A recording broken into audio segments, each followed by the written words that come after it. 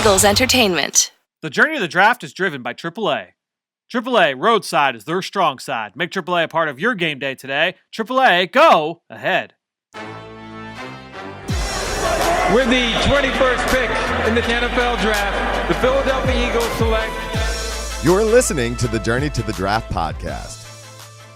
Welcome to the Journey to the Draft podcast, driven by AAA. I'm your host, Fran Duffy, and the Senior Bowl week of practice is in the books.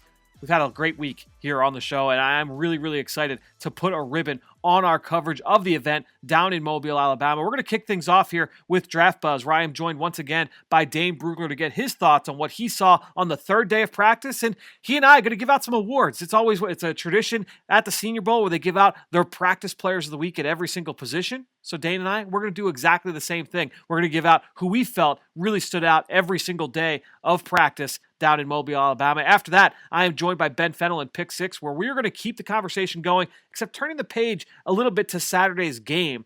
Where are 6 matchups that we are both excited to see? We will cover a bunch of players in that one. These guys that are going to start getting pitted against each other in this matchup on Saturday afternoon down in Mobile. Afterwards, I'm caught up with UCF defensive backs coach Willie Martinez. He's going to talk about 2 of the guys that have generated the most buzz down there in Mobile, and that's safety Richie Grant and cornerback Aaron Robinson. Willie Martinez, one of the first coaches I caught up with for this week, and he just could not stop raving about these guys. It was just fun catching up with these coaches every single day here on the show to get their insight, not just to what these guys bring from a skill set standpoint and how they use them on the field, but also who they are as people, what they bring to the future, or what they bring to their future NFL teams off the field as well. So I'm excited for you guys to hear my conversation with Willie Martinez. We've got a couple of questions we'll hit on from you guys at home as well in our draft mailbag. Before we get things started, just want to remind you once again about jumping on our Apple Podcast page, leaving a rating, leaving a comment. We're doing a lot of work putting together all these shows. Hey, take a few seconds, go over, leave us a question, leave us a comment. Really appreciate everybody that has done that throughout the course of this week. We're going to continue bringing you all kinds of coverage twice a week here on the Journey to the Draft podcast, all the way up through draft weekend. Cannot wait to get things started. Excited to turn the page here after the big trip to Mobile. That being said, let's get things started here. It's time to kick things off with Dane Brugler in Draft Buzz. Now it's time for Draft Buzz. All right, well, let's get into today's action here with Dane Brugler. Dane, the final practice in the books. Obviously, a very unique situation down there for this year for the 2021 Senior Bowl, but you're on the other side. Yeah, it's hard. I mean, it always goes so fast, and does. Even a week like this where it was all different and we were all kind of learning on the fly. I mean, there's no other way to describe it than just a success. And credit to Jim Nagy and his staff for making it happen. Now we can focus on the game and see how that goes. But it was a very, very good, productive week of practice. Well, you mentioned taking a look at the game, and we are going to kind of do that a little bit here in this segment as well as in the next one. And we'll start things off with, I guess, some newsworthy items because I feel like going into today's practice, there was a decent amount of injury news, and then even coming out, there was some as well. What are some of the injury nuggets that you could share with us, at least for guys that we feel are in danger of missing Saturday? There are quite a few. Malik Herring has a torn ACL. He was out there today on crutches. His right leg was in an air cast. So it's tough news for him. That's one of the only serious injury that we know of. Deontay Smith, the tackle who's just had a great week out of East Carolina. He has a sprained ligament in his thumb. So they kind of shut him down the rest of the week, but he'll be fine. That's a short-term injury. Quinn Miners, the legend continues with this guy. He broke his right hand earlier today in practice. Not only did he finish practice, but he still plans to suit up and play on Saturday. Some pretty impressive toughness from this guy. And the right hand is a snapping hand. So I'm guessing he's only going to play guard. But just credit to him for pushing through. Mac Jones, he had a rolled left ankle during practice today. He played through it. He said he doesn't know yet about Saturday. It really depends on, the swelling and how it feels the next 2 days. Hopefully he's able to go. If not, it's going to be a lot of Kellen Mond and Jamie Newman on that squad. And then there were a number of players who pulled out for minor things. Peyton Turner from Houston was one. Oklahoma's Trey Brown. He started today's practice, and then after a few drills, he had to take himself out, went to the locker room, came back out without his pads, had street clothes on. So it looked like a minor thing, nothing to be concerned about, but still is a bummer to see him go out like that. Yeah, no question, because he was one of the corners that I feel has had one of the better weeks. And we will give out our practice player awards at the end of this segment. But before we get there, we're going to go through your 6 takeaways. We'll start with the national squad. What's your takeaway number 1 from that side of the ball? Frank Darby grabs the spotlight. So several wide receivers sat out for the national squad today. No D. Eskridge, Sage Surratt sat out, Tylan Wallace too. And that really opened the door for Frank Darby to step up and have himself a day. And he did a great job stacking corners vertically. He went over the top. He's able to create separation with his acceleration out of his breaks. Really good hands. And he's done it all week, but I think he was at his best today. And it also helps that he's one of the more energetic players out there. So it's great to see him having fun and all the players having fun with him. He had a great day.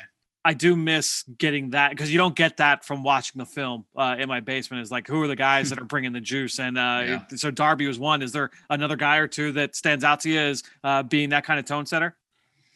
Yeah, there's a few. A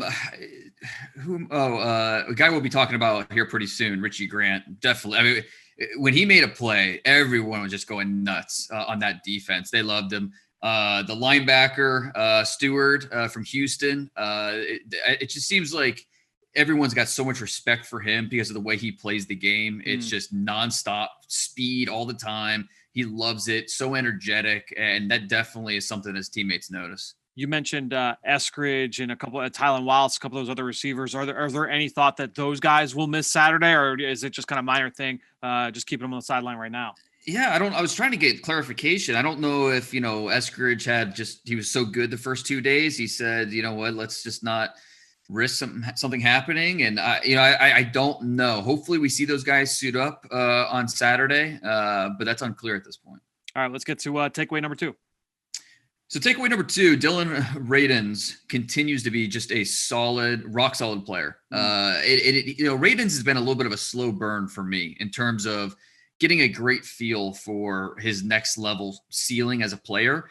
He's a really good run blocker. We know that. But the question has always been pass protection. Could he hold up in space? And this week, I think he's done a nice job. He's staying in front of blockers. He's not allowing his base to narrow at contact, which I think has created trouble for him in the past. He showed that he can stay on the outside. He can play tackle this week, and he hasn't looked out of position. And then for the third takeaway, let's go to the next one, because Radins, I agree, with kind of a little bit of a slow burn for me as well. I don't know that he's going to go as high as people have thought in the past, but a good player nonetheless. What was your third takeaway? So sticking with the small school theme, Ellerson Smith, he's flashing some pass rush juice. Really productive at the FCS level, but how would he fare against better blockers this week, especially after not being able to play this year? Today he was awesome. He got James Hudson by widening outside before jump cutting back inside. He accelerates really smoothly around the edge. Just a tough guy to control. So he started to heat up more and more as this week has gone on, and just had a really good Thursday practice. He was a guy I brought up in yesterday's show as a guy who really has kind of exceeded my expectations coming into the week. He has certainly flashed throughout the first couple of days of practice. Let's go to the American side now, to the Carolina Panthers. What was your big takeaway coming out of that practice today? Well, Mac Jones, he was at his best on day 3, and he's been solid this week, but he saved the best for Thursday. And this is what you want to see. You want to see the quarterbacks get better every day, and I think we've seen that with Jones. The anticipation, the touch, the accuracy, all on point. And he was fighting through an injury, something that, that's not going to go unnoticed by evaluators, because he rolled his ankle early in the practice and he fought through it. I thought he did his best during the red zone drills, where you have to be quicker with your decisions. You have to be pinpoint with your throws. And he did both of those things very, very well. Let's go to takeaway number 2. DJ Daniel has a chance at redemption. And, he was considered a day 2 pick over the summer, but he got lost on that Georgia cornerback depth chart. Really needed a strong week here in Mobile to get his draft stock back on track. The first 2 days, a little rough for him, but I thought he got a little bit of redemption today, especially in the red zone drills. You see the athleticism, the recovery quickness. He can stay on top of routes. I think he's giving himself a little bit of momentum for the rest of the process, which is good to see for him. I feel like when the field shortens, that's a benefit for him for sure. Definitely. No, that makes sense because he has the athleticism. He can move really well. It's just, sometimes he overthinks things and he allows that spacing to occur between him and receivers. But no, I think that's a great point. With the smaller field, he was able to capitalize and he looked good. Let's go to your third takeaway. All right, so I couldn't help myself. Richie Grant just continues to ball out. I mean, this guy, I've talked about him every day, I know. And I think we're not done talking about him on this podcast. No, I guess, yeah. But he just continues to perform at a high level, a very high level. 3 interceptions today during practice, flying around, making plays, range, ball awareness. He's just been outstanding. He's one of my favorite players in the draft. Just an awesome week for him. Jim Nagy echoed that sentiment today, retweeting you, saying he agreed with you when you tweeted that out. All right, let's go to the moment everybody's been waiting for, and that is the Journey to the Draft Practice Players of the Week. The Senior Bowl, this is now a tradition they've been doing for the past few years, where they will release the players at each position that were the practice players of the week. Not necessarily guys that we think are going to get drafted highest or the best overall prospects, but just who had the best week of practice. We'll go position by position here. I'll let you kick things off. We'll just go to quarterback to start. Yeah, and those are voted on by scouts. So I'm really interested to see who the practice players are when that comes out. So for me, though, at quarterback, I'm going to go with Mac Jones. Like I said, I thought he had his best day of practice here on Thursday. He really got better throughout the week. And part of this is none of these other quarterbacks really kind of, grabbed a hold of that top spot or, really took advantage of it. I think everybody was okay. They were solid. Mac Jones was really the only one that I came away really loving what he had done this week. And I think for me, just from that standpoint, we talked about this yesterday, that's one element of not being there that I miss is just being able to see those quarterbacks throw live. I admittedly have not been paying as close attention to the quarterbacks when I'm watching all the film. The guys but what you said there at the end is what stands out to me, is that it's not like any of the other guys have made that step to say, make me say like, oh, all right, like this guy has really stood out. So I will stand with you there on Mac Jones. Let's go to running back. Who's your guy here? Yeah, and this is a really good group of running backs. I think that you could make a case for several guys here. I went with Khalil Herbert. And aside from a few drops, I thought Herbert had a great week. Rarely beaten pass pro. He reaches his top speed so quickly as a runner. And so he was creating some chunk plays on drills. It's a crowded position. Some really good senior backs. Elijah Mitchell had a really good week. Michael Carter from North Carolina. There are a couple guys that really you could pick here, but Herbert gets my vote. So it came down to 2 guys for me. It came down to Larry Roundtree from Missouri and Chris Evans from Michigan. Yes. And I ended up going with Chris Evans.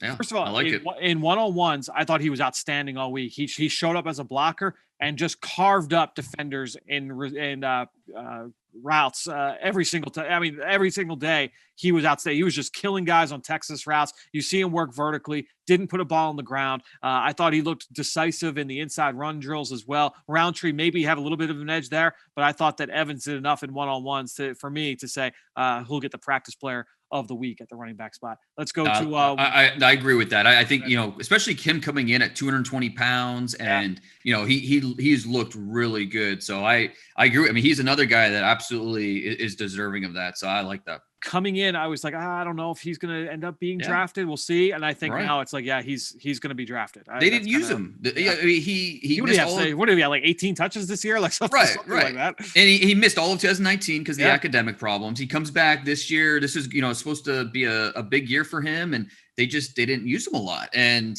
there's more to dig in there into there. But I agree with you. He helped himself this week. This is a tough one now coming up. Wide receiver, lot of options here for us. Where did you end up falling here? I think if Dwayne Eskridge would have played today, practiced today, that would have been my pick, easy pick. But he didn't. He sat out, and for injury or other reason, I don't know for sure. But I'm going to Amari Rodgers, just because of he's just so steady, so consistent. Every day, strong cuts, strong hands. Excellent body control, the play strength. I mean, all that we've come to expect from Amari Rodgers, and he did it on a consistent basis. on every single drill. So he gets my vote for the practice wide receiver of the week. So I went same thought process as you, thinking about that with Eskridge, thinking about that with Tylan Wallace, who I thought was really good. Mm-hmm. I ended up going with Cade Johnson. That was my second choice. Yep. Yeah. Not sure he put a ball on the ground all week. Showed up as a route runner. Showed a little bit more juice vertically than I expected coming in as well. I thought that he was really, really good throughout. This receiver group, we talked about this yesterday too. This receiver group overall is a really deep, talented group of wideouts, and there were a handful that I was like, Austin Watkins, we didn't talk about enough. We didn't talk about Josh Palmer enough. We didn't talk about, there's a bunch of these guys that I'm like, we should have given this guy more love throughout the course of the week. But the whole group as a whole was just really, really impressive. Let's go to tight end. Who's your pick here? So, in my opinion, none of these tight ends did a lot to get you excited this week. I went with Trey McKitty. Okay. He flashed some intriguing ability. He had a one-handed grab yesterday. Yep. Today he ran well, caught the ball. He gets the edge for me, but in all honesty, I wasn't blown away by any of the performances by these tight ends. They were all just kind of solid, okay. But McKitty, to me, at least flashed a little bit that kind of gives him the edge here. So for the same reason of what you just said, like none of them really flashed to me either on film, except for one guy. I'm going off the board here. The last guy on the roster, John Bates from Boise. And the reason why is that he blew me away as a blocker. Blocker. Yep. No question. And he did have a diving catch in 101s on day one. I didn't forget about that. So he did show up once at the catch point, but what he did as a blocker just really stood out to me every single day. I mean, one-on-one with Patrick Jones multiple times. You see him in inside run. You see him in pass protection drills as well. Not even the one-on-ones, but just in team period, what he did time after time after time, I thought was really impressive. He's going to find a role in the league. He's going to play. I really liked what I saw from John Bates. And it's funny because at one point watching drills, there was team drills, and I'm looking over, and someone made a nice block. I was like, wait, I didn't know Boise had a tackle out here. And I get my binoculars out. I'm like, well, no, that's the tight end. I mean, he did a really nice job, no doubt. Now him as a receiver, that's where where it gets a little rough because it doesn't run very well, and the catch radius is not as big as you would hope. But as a blocker, I agree, he can stick in this league. There's not a lot of giddy up there, getting out of the box there. Let's go to the offensive line, and I think this is a relatively easy one. Yeah, Quinn Miners. I mean, what's left to be said? He aced the exam, came to Mobile, jumped 3-4 rounds. That sounds crazy, but he was dominant this week. And when you figure he was viewed as a 6th or 7th round pick coming in, now we're going to be talking about him as a possible day 2 guy. It's kind of crazy to see the ascension that he's been able to make. Correct me if I'm wrong. I believe they do like an overall practice player of the week, and then that guy is not eligible for his position. So I kind of wonder, all right, is that going to be Miners? And if so, who would be the guy that would step up in his place? I thought about that because I know, all right, you're going to go Quinn Miners. Let me think of who his second name could be. And I settled on the guy that you brought up earlier, Deontay Smith from East Carolina. Yeah. I thought that Smith, first of all, and this shows up on film when you watch him, really athletic. I mean, explosive out of his stance, really fluid laterally and linearly, has the ability to get from A to B, but then really light feet, and he's got an edge to him. He's going to try and finish. There were a couple other guys that I thought of. I thought Radens was solid. I thought that David Moore from Grambling got better from day 1 to day 2. I think that there were some similar guys that made those kinds of jumps, but for me, Deontay Smith was the guy that every day I was like, more good reps from Deontay Smith. There's Smith again. And he did it at multiple positions too, from multiple sides. So you see him at left tackle, you see him at right guard, you see him at left guard. And I thought across the board, team drills, one-on-ones, that he really flashed. 100%. Yeah. If it's not Miners, then I think Deontay Smith absolutely deserving of that. This one was a tough one for me because I didn't know which way to go here. Yeah. Defensive line. Where did you end up settling in? So I didn't expect to go this direction, but after watching him today, I went with Cameron Sample. Nice. Yeah, he put together a great week. One-on-ones, he won with power, he won with quickness. The fact that he could do either, that's what kept blockers guessing because they didn't know what he was going to throw at him.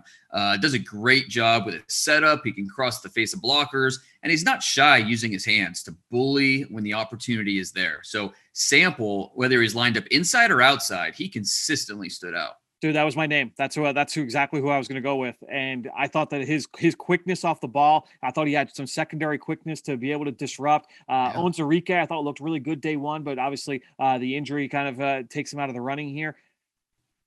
I would say if I wasn't going to go Camp Sample, if I want to throw another name in there, I think Osa Odigizua has done some nice things over the course of the week. I would say that, and he's done it from multiple techniques as well. He's lined up and down the defensive line. Like I said, I struggled kind of saying like, all right, who are the guys that I really want to consider? I've seen flashes here and there, but I ended up sitting on Sample. I said, I think Sample might have had the best overall week of that group. Let's go to linebacker here. So I went with Jabril Cox. I thought he did a really nice job in coverage, which, I think is expected considering he is very comfortable in space. He can stay on top of routes. It really gives him an edge as a linebacker, moves really well in space for a 235 pounder. And so for me, Jabril Cox, because of what he can do in coverage, that really stood out. I actually liked what he did as a pass rusher as well. I thought in pass rush drills with running backs and tight ends in protection, he really stood out to me there. I ended up going with Baron Browning from Ohio State. Yep. And the versatility is what really intrigues me here because he came in huge and we saw the size, and then we see him at Sam linebacker. You see him up on the line of scrimmage, jamming tight ends off the release. You see him as a blitzer at times. We saw him lined up as basically as a designated pass rusher off the edge. And I saw him collapse the pocket against offensive tackles. I'm pretty sure he gave it to Spencer Brown on one play on day two. So you see that ability to win as a pass rusher. We know that he can win, from the second level as a run defender, and then also see him pressed man-to-man against the tight end and being able to hold his own. Baron Browning, I thought checked a lot of boxes this week, so I ended up settling in with him. Yeah, that would have been my second choice because exactly what you said. He can do so much, and whether he's a designated pass rusher, whether you want to play him off the ball, he can play man. There's just so much you can do with him, and I thought he showed that this week. So there were two corners that I thought about giving this one to. Okay. I'm gonna see who you came up with here. We'll see if this is one of them. I went with Benjamin St-Juste from Minnesota. That was not one of my two. Okay. I was really impressed with him. 6'3" and a half, 80-inch wingspan, and he moves really well for the position. He's a little grabby and he's a little undisciplined, but light feet, smooth hips, and his length, it really allows him to make plays on the football. No doubt. I thought he did it consistently this week. So St-Juste, to me, that's that was the practice or the cornerback that wins practice of the week for me. So he there were a few where you saw that length was just able to come in handy at the very last second, and he was able to poke a ball on the ground. I believe he had a pass break. Was against Tylan Wallace. It was against one of the better receivers this week, where he was able to go up and jar the ball loose. And I'm like, man, you haven't seen the ball hit the ground often when it was targeted to this guy. I think that he certainly had some moments. I ended up going. There were two names. I went Aaron Robinson and Trey Brown. I'm going to go Aaron Robinson here. I think Trey Brown has given up some catches deep, especially yesterday at day two. I thought he got beat a couple of times. I'm going Robinson. He gave up some catches, but he was in the hip pocket of receivers consistently. Going to get knocked a little bit because I feel that, that he came in a lot smaller than people, I think, anticipated. So I think people are going to have to recalibrate in terms of how they kind of view him as not a 6'1" corner with this great length. But the fact that he's still so sticky in coverage, his ability to win in transition, his competitiveness, his versatility, all that stuff was on display. He lined up inside and outside this week. I went with Aaron Robinson. Yeah, that makes sense. There were times where, he arrives too quickly, that physicality that you like about him. Sometimes that worked against him, but yeah, for the most part, it was a strong week for him. Do I need to ask who you're going to give the safety to, or do we just say it's Richie Grant and move on? Yeah. Speaking of UCF, who else? I mean, look, I had a 3rd round grade on him coming into the week. I really liked him. I thought I was kind of ahead of the curve by, having a 3rd round grade on him. Now, this guy's going top 50. I'm telling you, he's made that big of a jump. And I think he's the second safety in this class behind only Morig at TCU. Wow. He's clearly the top senior safety, in my opinion. And then I think he's, going to be graded higher than, the Oregon kid or some of these other safeties that might go on day two. So I big fan of Richie Grant before the week and even more so now. And we'll be talking to his coach here in a couple segments. Willie Martinez. We'll talk about Aaron Robinson and Richie Grant, and you'll get to learn more about what he's like off the field, which is always good. I went with Damar Hamlin as well. Just wanted to kind of throw his name in there. I think he's done some things kind of similar to Grant, where even when he's matched up against receivers in one-on-ones, yeah, he's going to give up the catch, but he was really competitive. And I thought Hamlin never panicked once this week. You saw him play in the post. You saw him play in the slot, showed off that versatility that he put on display during his career at Pitt. I went with Damar Hamlin. I was pretty impressed overall with him this week. Overall, I felt like the safety class a little bit underwhelming down here. I thought overall I was hoping for a little bit more on the whole, but I thought both guys, Richie Grant and Damar Hamlin, both did some good things this week for sure.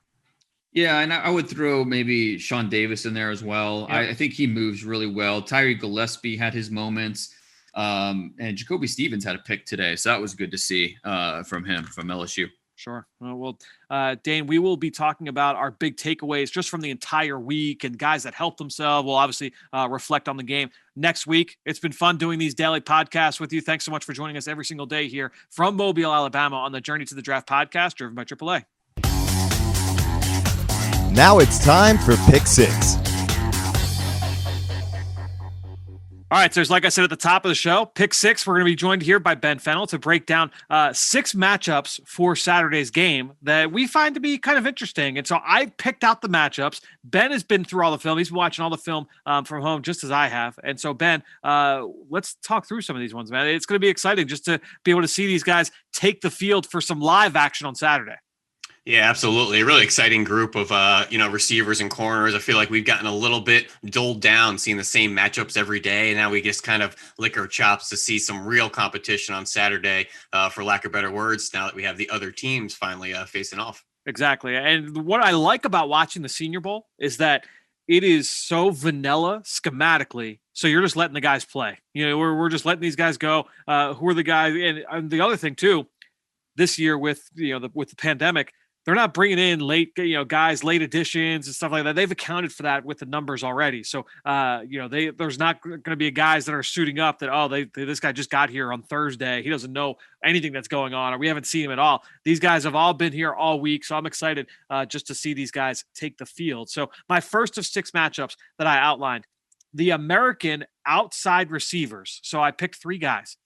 Cornell Powell, Josh Palmer, and Austin Watkins from UAB, who has played inside and outside. Let me reset this a little bit. Cornell Powell, the wide receiver from Clemson, for those who don't know. Josh Palmer from Tennessee, who I wish we had talked about more this week. I think he's really flashed. And Austin Watkins from UAB. Those 3 guys going up against the national outside corners, who I think overall have struggled. The corner group overall has struggled down in Mobile. But Keith Taylor, I think, has flashed from Washington. Tall, long kid.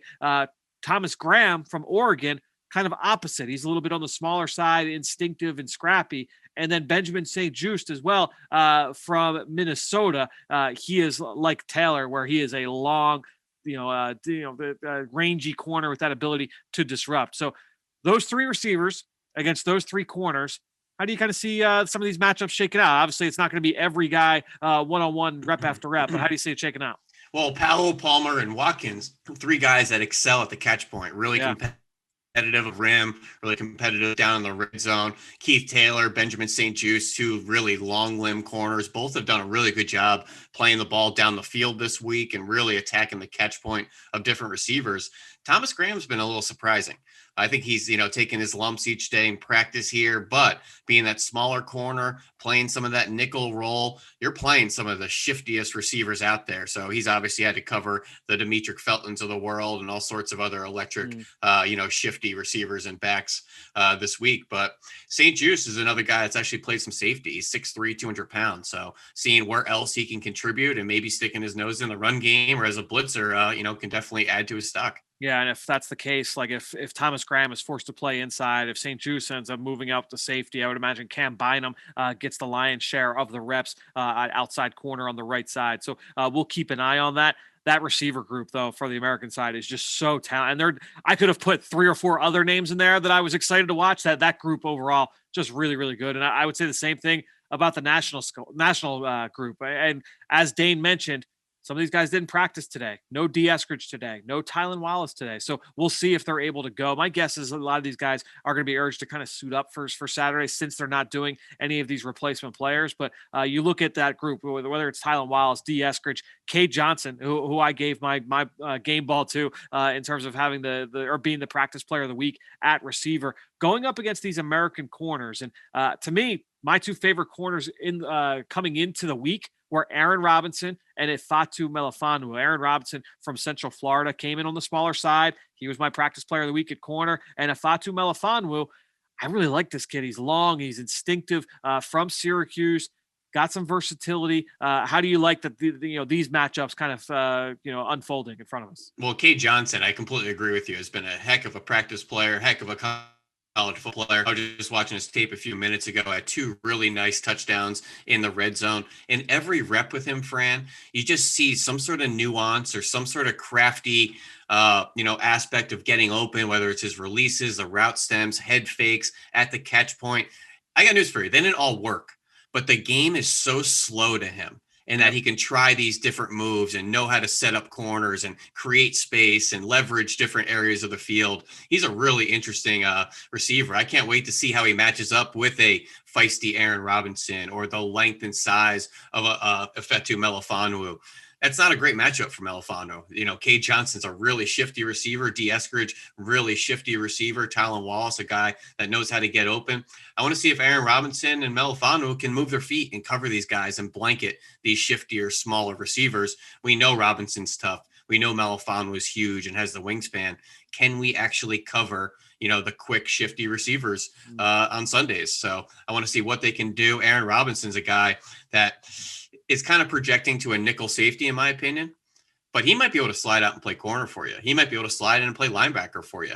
So where his kind of next fit is, I think handling some of these matchups will really kind of tell us. Yeah, and Mark Webb from Georgia is a safety who has been playing in the nickel throughout the course of this week as well. So he would be another guy to watch in that matchup against Cade Johnson. Let's go to the third one, American interior offensive line. And so the way that these teams have been doing it for the most part, they've been trying to keep the groups together, the guys that are going to be playing together. So when I look at this from a trio, yeah, like we really love what some of these guys have done on an individual basis, but I wanted to pick the best trio. And I look at Trey Smith from Tennessee, Drake Jackson, the center from Kentucky, and then the mammoth offensive guard Deontay Brown from Alabama. That trio on the American side going up against the national defensive side where you've got Osa Odighizuwa, a guy that has flashed every single day, really stout, crafty with his hands, has the ability to win in multiple ways. And Rashad Weaver, a college defensive end who at 6'6", 270 pounds, has been seeing a lot of time on the inside as well. So what do you think of that matchup on the interior, the American interior O-line against the national defensive line? Well, I love those 3, Trey Smith, Deontay Brown, sandwiching the undersized Drake Jackson, but it really kind of helps the complement of styles and allow him to kind of go up to the second level, get some linebackers, maybe reach some 3 techs and some outside zone. His quickness off the ball was really, really good. These interior D linemen for the national are interesting. Odighizuwa is a guy that's played 1 tech today, 3 tech today. He was taking one-on-one reps at defensive end today. Stout against double teams. He flashed some quickness off the ball. This is everything we saw him on tape at UCLA. Yep. And I think when I was doing your film breakdown of him, I said, Fran, every play, I didn't know if it was going to be power and strength or quickness. I think he had a really unique skill set to kind of flash both of those, can line up and down the D line. And Rashad Weaver has played most of his week at 3 tech on the inside this week. He's 260, 265, maybe even up to 270 at this point in his offseason. But 2 really stout players in there. And I do not like anybody against Trey Smith, Deontay Brown, and Drake Jackson. So they're going to have their hands full. But Osa Odighizuwa, probably one of my top 5 players of the week as far as impressions through his 3 days of practice. Really shallow pool of defensive tackles down at the game. It's been a lot of defensive ends playing inside on a more full-time basis. And we can say that the same thing about this next group. And that's going to be the national interior offensive line. And look, Quinn Miners, we've talked about every single week. And we argued in the last segment that he could be the practice player of the week. But obviously with the hand, we'll see if he's going to go. And then the other thing too, I want to take into account the entire trio. And I'm more excited about the overall trio of Robert Hainsey and Aaron Banks from Notre Dame, those guys from the Fighting Irish, and Creed Humphrey at center from Oklahoma. going up against this American defensive front where you've got Marvin Wilson on the inside. You've got Marvin Tuipulotu from USC also on the inside. Then Carlos Basham from Wake Forest, another big defensive end that has seen a lot of time on the interior this week as well. How do you like these two trios going head-to-head this weekend? Well, Hainsey's obviously going through a positional change. He played right tackle at Notre Dame, has played some guard throughout the week, even took some center snaps today. So just trying to figure out where his best spot is. He has some length issues, obviously, and some athleticism issues that he's a good fit just to be on the inside with big Aaron Banks. Man, Aaron Banks, he gets his hands on you. He is as strong and as powerful as anybody in this class, right up there with Deontay Brown and Dickerson. And they're people movers, but he needs to go hit those targets. Creed Humphrey, really good player. Yeah, Basham's a really interesting guy because he's, another guy about 270, 275, can slide into 3-tech. He could play off the edge as well. He's really giving guards a lot of trouble with his quickness, his explosiveness, explosive first step to get into gaps as well. So I'm really interested to see him battle maybe the bigger Aaron Banks, but somebody that maybe doesn't handle the quickness very well. I think it's going to be an interesting conflict of style there. Yeah, it's one of those styles make fights conversations where it's like, all right, No question. Aaron Banks and Marvin Wilson. I think that's, fair fight. Let's see those guys go belly to belly and see who comes out on top. And then on the other hand, hey, if you see like an Aaron Banks going up against a Carlos Basham, if it's pass rush, I like Carlos Basham all day. I think Banks has had a lot of issues in pass pro throughout the course of the week. If it's run game, Banks is going to be moving Basham. That would be it's going to be just a fun matchup to be able to go back and study. And what's been your impression of Creed Humphrey so far this week down there? He's played a lot of guard and center as well. Yep. And he's been exactly what I expected, because watching him at Oklahoma, you don't see a guy who's like a pure people mover, the power off the ball. He's not like a wow athlete or this crazy physical specimen, but he's got a great understanding of angles. He's got a great understanding of timing, and he uses his hands really well. Consistently, we've seen him, these scoop blocks, these reach blocks from the backside and zone runs. We'll see that on Saturday as well. I think that he's one of the more technically sound offensive linemen in this draft. Really, really smart player. And I think that shows up with the way he plays. Is that kind of how you see him? Yeah, I feel like he was a little bit of a mauler early on at Oklahoma, where he had a little bit more brute strength and was getting after guys. He's really more of a technician now. He is. And does a lot of weird finesse stuff to position himself to get the job done. Not necessarily just trying to crush people and finish people, but a very methodical player at this point in his career, which we love to see from that center spot. No doubt. Let's go to our fifth matchup here. The American running backs against the national linebackers. This is a little bit tough. Look, with these two positions in particular, it's tough to really get a good sense of it until you get to the game, until you get the live tackling. You don't get to see the guys that have great contact balance running through arm tackles and things like that in team periods in practice, right? So being able to see the linebackers tackle to the ground, the running backs trying to shake those guys, that's going to be huge for these players. And so when I look at Kylan Hill and Chris Evans from the American squad, and I would throw Larry Roundtree in there as well from a running standpoint, but Kylan Hill and Chris Evans from a pass game standpoint, I'm very interested to see against these national linebackers, Chaz Surratt and Tony Fields, who I think that's their area of expertise, is their ability to play in space. So really just seeing these two sets of space players, Hill and Evans on the American side at running back, and then the national linebackers, Chaz Surratt from North Carolina and Fields from West Virginia. Seeing these guys do battle will be fun. Yeah, the national threw a couple screens in the team session today that I didn't think the linebackers had the right keys and eyes on. So I'm interested to see if they're going to, settle down and be a little bit more technically sound if the American team comes at them with some screens, which is something Chris Evans has done great with his time up at Michigan. Kylan Hill, flash, he could catch the ball under Mike Leach's system for those first 2 or 3 weeks before he opted out.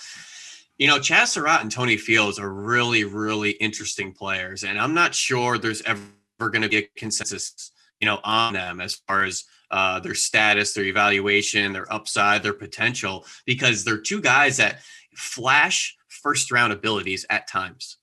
And then they flash some 7th-round abilities at times. And it's almost like which game are you watching, which week are you watching, because you can fall in love with them and you can hate them on the same day. Yep. So I think, and I think their practice really reflected that. I think they each flashed some good things and they struggled with some things. So I think the game will really give them each an opportunity to settle down their evaluation for this week, at least, for better or worse. let's figure out who you are. If you stink, you stink. If you're great, you're great. But we need some sort of consistent baseline of evaluating these guys. I think it's well said. And I think you could say the same about this group here in our sixth matchup, the national tight ends. And as we talked about with Dane, none of these guys have really flashed, but again, once we get into the live action, what do Hunter Long and Kenny Yeboah bring, especially in the pass game? Seeing these guys get up to the second level, what can they do out in space, going up against a combination of American linebackers and safeties, just guys that I feel we'll see matched up on the tight end. You're talking about Jabril Cox, the linebacker from LSU, Hamza Nasruddin, the safety from Florida State, who struggled with receivers this week, but had some nice plays in coverage against tight ends one-on-one throughout the course of the week as well. And then Richie Grant, who Dane just can't stop raving about from Central Florida. We'll be hearing from his coach in the next segment. How do you like this matchup here on Saturday? Well, Hunter Long, Kenny Yeboah, two guys that are three down tight ends because of their ability to block both in line and on the move. Kenny Yeboah, much more of a wing player. Hunter Long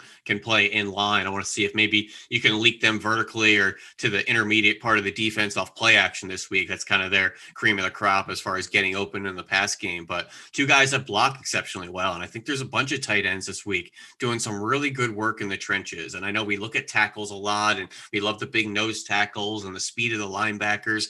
The tight ends pass protecting, the tight ends run blocking are getting after it this week. Whether it's these two, Hunter Long, Yeboah, whether it's John Bates at Boise State, which was a late add to the game, who's really impressed both of us as we dig into some of these guys' profiles. Really interesting players. But same kind of thing with Jabril Cox, Nasruddin, two guys that can flash some really, really impressive tape and then let you down as well. And two guys that I think their positional fit and their projection is still, kind of fluid at the moment. So Nasruddin tried to show off some cornerback stuff. If he could handle some receivers and things like that. I like him as that box safety, using his range and his playmaking ability in the middle of the field, those long limbs, definitely checked out in his measurements. Okay. And then Richie Grant, just that linear ball, ball of energy all over the field. And I'm really excited to hear Willie Martinez gush about Aaron Robinson and Richie Grant. And he certainly knows them better than anybody in the country. Yeah, no question. Before I toss to that segment, Ben, we'll be talking to you on Monday late afternoon for Tuesday's podcast. Me, you, Dane, we're going to reflect on the entire week of practice and as well as the game. Big winners. I'm thinking we'll go through some superlatives. I even got some sound that we'll cover on Monday afternoon. We'll talk to you then next week on the Journey to the Draft podcast, driven by AAA. Right now, let's get over to Mr. Relevant. I teed it up enough already in this episode. Central Florida defensive backs coach Willie Martinez to talk about two of the most buzzworthy defenders in this game. That's Aaron Robinson and Richie Grant. It's time for Mr. Relevant.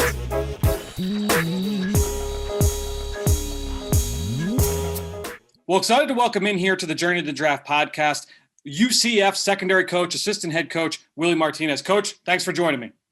Yeah, appreciate it, man. Thanks for having me. So I want you to kind of introduce us here to a couple of Golden Knights and a couple guys heading down to Mobile for the Senior Bowl. And we're going to start with cornerback Aaron Robinson. And this was a guy I watched a few games, Coach, and was a really fun player to watch, really intriguing, 6'1", just under 200 pounds, and spent a lot of time in the slot. But I saw a game as well outside at corner, so he's played a couple different roles for you. Excited to just if you could just give us like a scouting report on the field of what Aaron brings to the table. Aaron's was obviously a kid that I was at another school that was a heavily recruited kid coming out of South Florida. He's always been, obviously, I wanted him where I was at, the previous school I was at, and a lot of schools wanted him. Obviously, he ended up signing with Alabama. And then, obviously, I was not here when it happened, but it transpired, but he transferred and ended up transferring to UCF. And we got a chance to start coaching him in 2018 when we came here as a new staff. He was playing corner. He is a corner. He's got corner skills. But he played a little bit in 2018 until he got an injury. And then the next year, the 19th season, was his really first year that he actually became a full-time starter. We moved him to the nickel position. You had said the slot position on defense, which is the toughest position to play because that's where they put the most athletic, fastest guys, so to speak, and as far as wide receivers. And then he would have to play the run game too. So it is the number one position in our scheme. I know at the next level, it's probably the most important, if not one of the most important positions, because they're dealing with the same thing that I'm talking about. Very athletic, very fast guys. would have to be asked to play some of that run game. So he had to learn that, and coming from the outside, going inside. But he spent the time there in the spring, had a great spring in 2019, and then obviously led to a great 2019 season for him, where he got a bunch of picks and was very productive, was without a doubt our best player in 19 on defense. And we were able to put him and match him up with the best receivers that we were going against. And obviously he did a great job in doing that, gained some confidence, obviously was very healthy, had a great career, great season in 2019. And then obviously this year going into the 2020 season and what it obviously with the pandemic and all the things that we had to juggle as a program along with everybody else across the country. He decided to come back. He felt like he needed to continue to mature, put 2 years back to back together that he had not had before.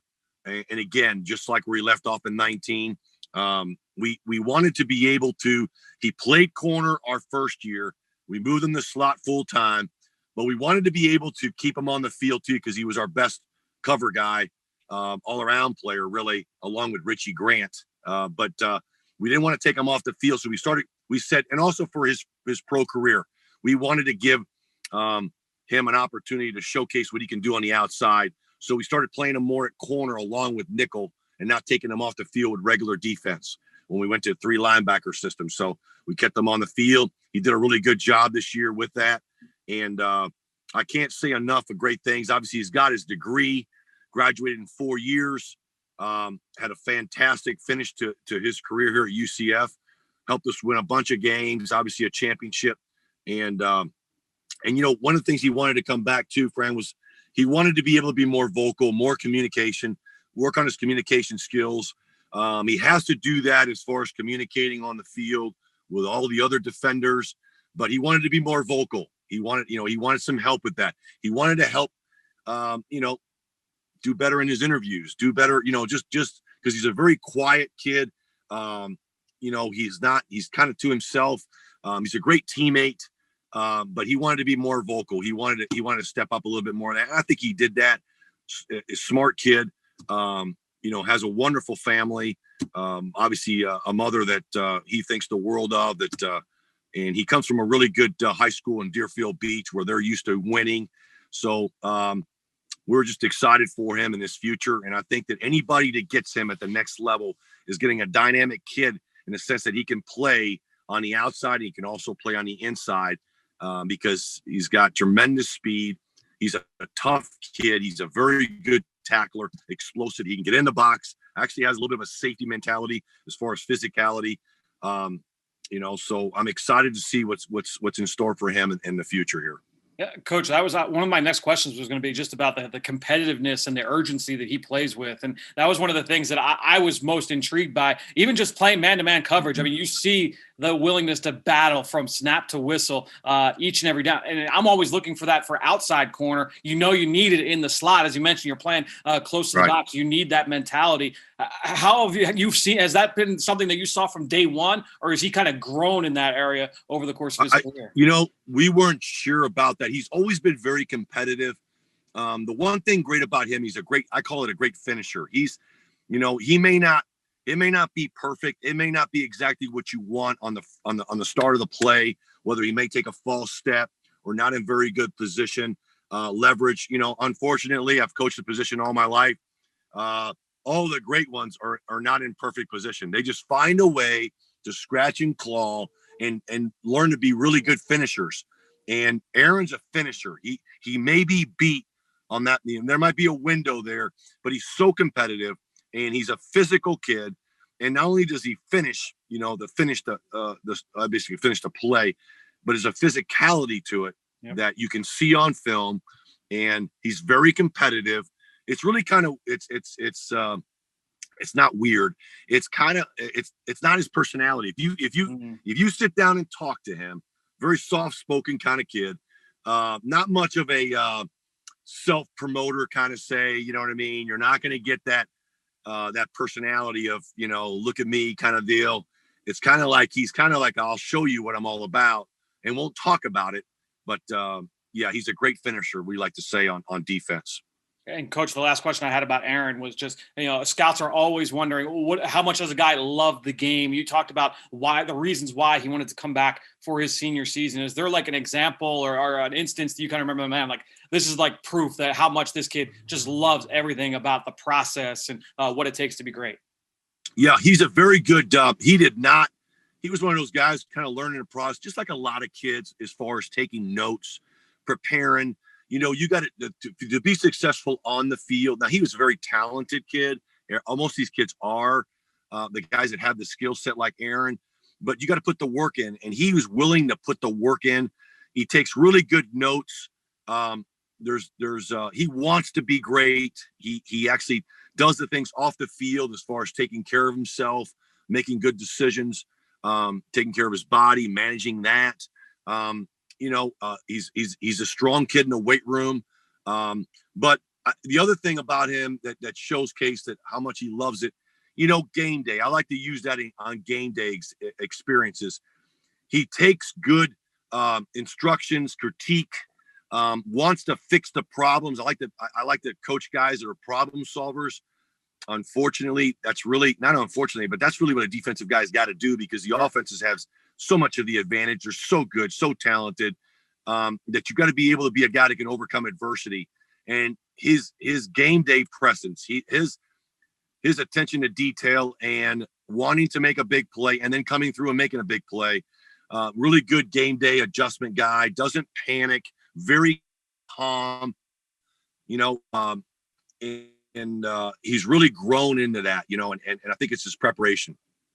So, Coach, the second guy I want to ask you about, another Golden Knight heading down to Mobile, safety Richie Grant, 3-year starter, 6 foot, 195 pounds. And, you talked about the physicality with Aaron. That was the number one thing that stood out to me with Richie. I mean, some of the biggest hits I've seen from any safety I've studied so far in this group. Give us a scouting report on Richie and what he brought to your defense. Well, Richie was the leader of our defense. I mean, he was one of our leaders, and he did it by setting the example of how you're supposed to act, so-called like a pro. I like to use the word pro, professionally based, not just an NFL guy. I mean, be very professional at your job. Your job, anybody's job, is about the small details, the small details that matter. And, like we like around here, we like to say, how you do anything is how you do everything. It's very important. He's a very, very detail-oriented kind of guy. It matters. Little things matter. So I'm not surprised at the way he finished his career, because it's important to him.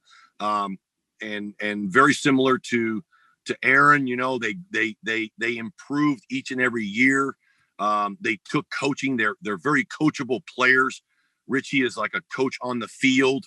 And I think that's where, Aaron really took off and took some pointers from him, because how much he had to be on the field as far as giving instructions, but you had to do it. You had to do it yourself first. And that's kind of like Richie has done is Richie came here, did not recruit him. Obviously I've been coaching him the last 3 years. He earned a spot when we first got here, actually, became a starter and dethroned another really good football player that was a starter, captain of the team. And so he did it right from the beginning, just proved his worth, just how he did things every day. Had an outstanding 2018. Didn't have quite the year of 2019 that was, that 18 was. We challenged him. We told him that we think he's might be thinking too full of himself, in the sense that great kid, meaning, but reading the clippings and all that. So, refocused about the end of the year last year and got back to that where he was at in 18 as far as focused and making a bunch of plays. I think he was pressing too much last year, and then take it to this coming year in a tough year. Like I said before, COVID year, quarantine, he came back with a vengeance. He said he was going to come back. He was going to refocus, kind of a new version, reinvent himself, the new version of Richie Grant, so to speak, and become a better leader, a better person that can prepare. We talk about at our place where you're really not going to be a great defensive player unless you're a really great special teams player, because it's dealing with space. We wanted him to start at least on 2 special teams, to set the example, how important special teams are. to play complementary football. He did that all year. He's one of our best special teams players this past year. Unselfish, very, very selfless. But yeah, you brought up about his physicality, but it's really everything. It's his attention to detail, making sure that everybody else knows what they're supposed to do, starting with himself. He can play any position on the back end. Obviously, it's a perfect position. He plays the safety position. We can move him from weak side or strong side. He can play nickel. He played nickel this year. We've played him at dime. We can line up at Mike linebacker. He'll know how to play linebacker. He understands the defense. He's a student of the game. And it was great to see him come back very, very productive this year, right from the get-go. From play one, I think it might have been the first play of the Georgia Tech game, man, where the quarterback scrambled out and he delivered a hit that kind of set the tempo of our season for himself, but for that game. We always talk about the way you play the game, and let's not wait for the offense to dictate the tempo of it, because we're dealing with so many tempo offenses. The only way we can do it is by physicality and causing turnovers, creating, some negative plays for the offense. So he did that from game one all the way through game 9. He elected not to play the last game, which we understand. But I can't tell you, I've been around a lot of guys, been blessed to be coached a lot of great players, but from start to finish, from saying when I was going to do it in January to the end in his last ball game. I mean, he had, I can tell you this. I mean, every game he was affecting the plays that the offenses were running, basically from our standpoint, very positively, negatively for them. And we needed him to be that way. We didn't have the year defensively that we would like statistically and all that kind of stuff in the year that we had. But Richie had his best year since he was here, the 3 years we've been here, and which is good to see, because this is his last year. It wasn't the beginning of the year, and it wasn't his first year where he had an outstanding year. He's a 3-time unanimous all-conference player. Obviously he's a finalist for the Jim Thorpe, and he's well deserving of that. He has great stats, and he's a great leader. He's a great kid, got his degree, just like Aaron. And so, icing's on the cake now for anything that comes to him, so we're proud of him because you know what, he not only had a great career here, and won some championships, but he also left a legacy for these kids, these young players, to see what it's like every day. He is a gym rat now. He is I have no problems when the NFL scouts and the player personnel guys that I've talked to, because I'm going to get the question. They're not going to ask questions how good of a player he is, because they trust their evaluations, as they should. They want to know the inside stuff, the stuff that, how does he prepare? How does he learn? And I can't tell you, I can't wait when they ask me that question about Richie, because, hey, I'm going to tell you something right now. I can guarantee you this, that when you have him in an interview, that he's going to be very professional. And I think you're going to really love what you see, because he really knows our defense. He really understands ball. He's got a passion for it. So I think that whoever gets him, along with Aaron, but Richie obviously being the captain, he's sitting in the middle of your defense, and to be able to do what he has done the last 3 years, very consistent and finishing out on top the way he did is a credit to him, but also looking forward to what the future has for him too. Yeah, and the last question, you talked about what he can bring from off the field standpoint, Coach. Every single year in the draft, there are guys that play up the middle on defense, linebacker and safety, that weren't height, weight, speed guys going to the combine and the pro day, but have that ability to come in and be day one starters. And I feel like he profiles as a player like that. You see the way that he plays, the way that he is able to read route concepts and get to the ball a little bit faster than guys that maybe are going to time a little bit better. Can you just talk about just obviously the importance of that side of the game for the safety spot, but especially in today's game with the way you talked about how offenses are able to win in so many different ways and how they stretch and stress defenses. How important is that safety role in terms of being able to match up and be versatile and be able to execute what you call on a down-by-down basis? Yeah. As coaches, we always say, the only chance you really have as a coach on defense, or vice versa if you're an offensive coach, is to really understand and study the opposing opposite side of the ball. You have to really understand what they're trying to attack, how they're attacking you, what are the strengths and weaknesses against that, that defense. you got to really get into the mindset of the offensive coordinator and what they're thinking. We always start off with, the idea of the quarterback is the guy, what is he thinking on every down? So that goes along with, so if we call a defense, okay, what's the strength and weakness of the defense? Because you got to know that, because the quarterback knows that. He's been coached up. He understands that if you're playing a 2-deep coverage, so to speak, then they're going to get the 2-deep beaters, so to speak, the routes. Yep. If you play 3-deep, you're going to get the 3-deep beaters. If you play man-to-man, you're going to get all the pick routes, the mesh routes.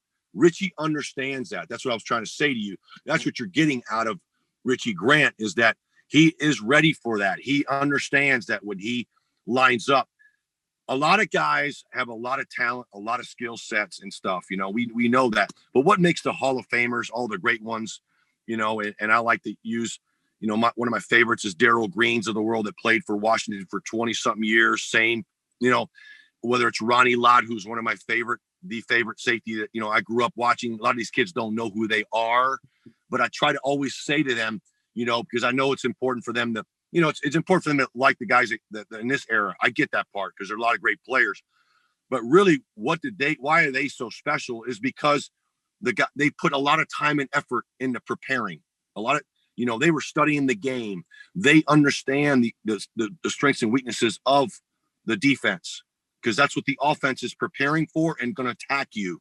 So what does that do? It creates a great anticipation of what's about to happen, prior to the snap. If you can dial into the down and distance, if you can dial into the personnel that they have on the field, okay, and then the personnel as far as receivers and tight ends and running backs, okay, where are the dudes at? Because that's where they're going to go to when it's third down or in the red zone, right, or in a 2-minute situation, which the NFL, really, that's what it comes down to. A lot of is the first half, at the end of the first half and the end of the games, is that they're going to go to their go-to guys. They're going to go to their favorite plays. They're going to be going to the beaters. Richie's ready for that, because he's, again, has to do that in our defense and make all the calls, but he's a smart player, gifted with his talent and skills. So Aaron is very similar. You know what I mean? Now, he didn't have to make all the calls like Richie had to do that and know everything. So that's what you're getting with Richie Grant. You're getting somebody who's a student of the game, basically a coach on the field with his skill set. And that's going to help him solve problems when he sees it happening, as the play prior to developing or while it's happening. He'll have an idea where there should be going, where the quarterback's going with the ball, and that's what I'm excited to see him. Just, it's fun to watch a kid develop through it, the process of trusting the program, trusting the process, trusting the coaching staff and the support staff, that if they give you everything they got, and if you put as much into it as everybody that's putting into it in the program, you'll see what's going to give you. And again, he's got his degree, which is unbelievable. Very good GPA. He's a very personable guy. He can bust chops with you. He can laugh at himself. He's very humble. If he makes a mistake, he can laugh about it. He can move on, and that's the whole thing. You know what I mean? And I'm going to miss that part of it, because he's kind of a special kid in the sense that you always saw him every day. You saw him in the building, whether it's during the season or off the season. He was coming through that building. He was interacting with whether it was myself or any coach, training staff. He didn't hide. He wasn't, not that somebody's going to hide, but he's ready. He's a pro. I mean, that's, I guess, the best thing I can say to you is that I've been around it. I've been blessed to be around a lot of great players. Obviously, some of them are still playing in the league. I just talked to Thomas Davis yesterday, and Thomas is retiring his 16th year in the NFL. It's a blessing for me, because I got a chance to coach him when I was at Georgia, and I can relay those messages to the kids, like a guy like Richie Grant. Why is it that he's been in the league so long? And, he'll ask the questions. I say, look, man, the great thing about Thomas, and I call him TD, is that he's a great kid first and foremost. He comes from humbling beginnings. He really doesn't come from much. Wasn't a heavily recruited kid, man. Grambling had a Grambling offer and then a Georgia offer, and those are the stories that ends up being Walter Payton, gets the Walter Payton Award from his own peers. I mean, that's an unbelievable, played in the Super Bowl 16 years later, got his degree. I mean, it's like, he's a wonderful husband, a father. I mean, being able to do that and pay it forward to some of these kids like Richie Grant and Aaron Robinson is special because I can use them as an example. They don't really know him because obviously he's, they've been in the league for so long. But I got Cam Sutton, who's with the Steelers. I mean, there's so many guys that are still in the league that you can that's what these kids do. Can you compare them to somebody that you're talking about? And I think that's a blessing for me and the people that I've been surrounded with in my coaching profession that allow me to do that, because it makes it a lot easier when you have good examples to show them, look, if you just stick to it, man, once you get your opportunity, now it's up to you to take advantage of all the resources you have, the people that are around you that are helping you develop and to be the man you're saying you want to be and need to be. That's Richie Grant. That's Aaron Robinson. They've taken advantage of the people around them, that are helping them in the process. And so it's kind of cool to see them go on. And so they have an opportunity to live out their dream and play in the National Football League. Well, Coach, this has been awesome. I really, really appreciate you giving us some insight into Aaron and Richie and what they're going to bring to the NFL. Excited to see them down here in Mobile at the Senior Bowl. Again, thanks so much. Appreciate it. Stay safe, stay healthy. Talk to you again soon. Same to you, buddy. And God bless and Happy New Year, man. And I'll probably see you down there because I'll probably be down there myself. All right. Hopefully we can get and hook up and spend a little bit more time. Okay. Love it. Thanks, Coach. We'll see you, man. God bless. Thanks. See you, buddy. You too. Now it's time to hear from you, the fans, in the Draft Mailbag. Well, I just love the energy there from Willie Martinez, and I hope you guys have enjoyed all of these interviews. I mean, we caught up with Willie Martinez today. We had Tyler Grisham, the Clemson receivers coach, yesterday. We had Adam Fuller, the defensive coordinator from Florida State, on Wednesday's episode. And then we had Jamie Chadwell, the head coach from Coastal Carolina, and Pat Narduzzi, the head coach from Pitt. So we covered something like 10, 11 of the top players down here at the Senior Bowl. We talked with their coaches, who they are on the field, who they are off the field. A lot of fun. Hope you guys have enjoyed all of those conversations here on the show. That being said, let's get to a couple of your questions. We're going to go first thing here to Matty G _28, said, love the show, love the insight every single week. Been wondering about our second round pick. And he's talking about the Eagles here. A lot of focus has been on the wide receiver selection in the draft, and I would love to see Devontae Smith or Jamar Chase. But what about the second round pick? Would love to see an offensive lineman like a Trey Smith on offense, or maybe a Dylan Moses or an Asante Samuel Jr. What would be better for our second selection? So, Matty, I wouldn't say like, oh, this is better. This is what you want to do. Look, I'm a big believer in this. You let the board come to you. And is it always going to be the pure best player available? Probably not. But you're trying to let the board come to you and say, look, this is where the value is at this point in the draft. This is where, maybe there's going to be a run on this kind of position, or this guy would really, really help your football team. If you go in saying, hey, draft weekend, we want to draft a wide receiver, an offensive tackle, a linebacker, a safety, a corner, and that's how we're going to come out, it's typically not going to go well for you. That's where bad picks happen. And so you want to kind of let the board come to you. You mentioned a couple of good players, guys that really excite me. I mean, Trey Smith is a player I could definitely see him fit here in Philadelphia. You look at his ability to move people at the point of attack, vertical displacement in the run game. Jeff Stoutland still here as the offensive line coach in Philadelphia. So I think that he certainly fits that mindset, fits that skill set, just a unique player at the position with his size and natural power. You look at Dylan Moses, and this was a guy that a 5-star recruit when he arrived out of high school, showing up in Tuscaloosa at Alabama, and he's got 3-down potential. His ability to play sideline to sideline, he can impact the game as a blitzer. He's an aggressive run defender. Came back off the injury this past year in 2019. I know it was a little bit up and down for him throughout the course of the year, but I'm excited to dig further into the film. Moses is a really, really talented player. And then Asante Samuel Jr. Look, I would say this is an easy projection, but Asante Samuel Jr. plays the game very similarly to his dad. He's a ball hawking corner, sits in off coverage, a lot of off zone coverage, and he's reading routes and jumping throws and taking it back the other way. Didn't have any big plays coming into this year, but he was able to make some plays in the football, created some turnovers for that Florida State defense before he ended up opting out, I want to say midway through the year. But Asante Samuel Jr., very similar skill set that I think a lot of people will be familiar with here in the Philadelphia area. And then let's get to one more here. Valhalla24 saying, awesome pod, by far the best scouting podcast.